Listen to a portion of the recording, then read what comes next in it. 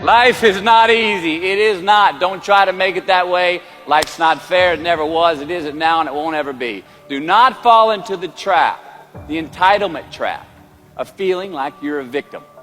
You are not. Get over it and get on with it. And yes, most things are more rewarding when you break a sweat to get them.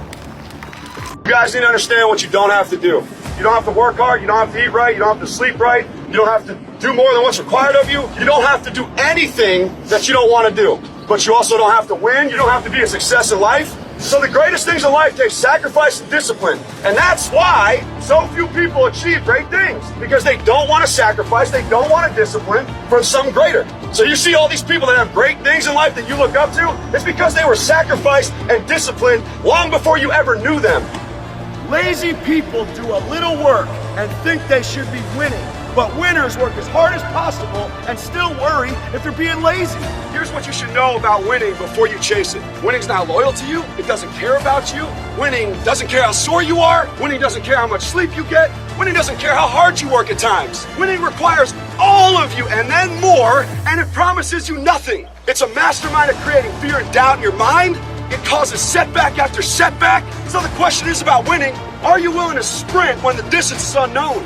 And why chase this thing called winning? Because the only thing that's guaranteed in life, if you don't chase it, is losing. People give themselves an excuse all the time when they say he's built different.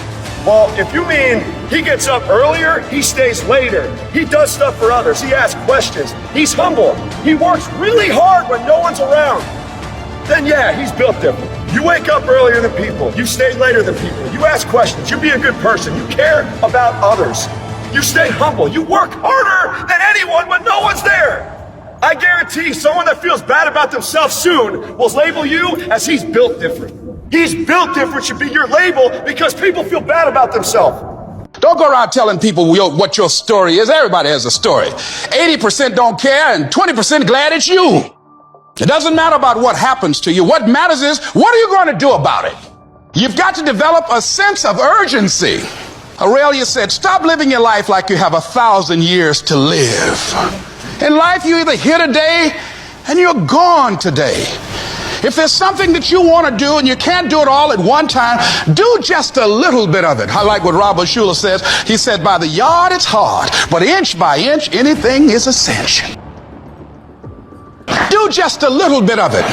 If you want to begin to move, you've got to clear your mind of all the unnecessary luggage and baggage that's weighing us down. You're going to have people to do things to you. Things are going to happen to you. And the most important thing to do is to harness your will and let it go and move so you can grow, so you can get on with your life. It doesn't matter about what happens to you. What matters is, what are you going to do about it? Your life depends on it. Your future depends on it. Your destiny depends on it. Your miracle depends on it. If you hold on to stuff, you choke. If you release stuff, you can keep breathing. Life is going to hand you something every day. Take in what you can get out of it. Let go of what you can't get out of it. But don't let anybody hurt you so bad that you choke.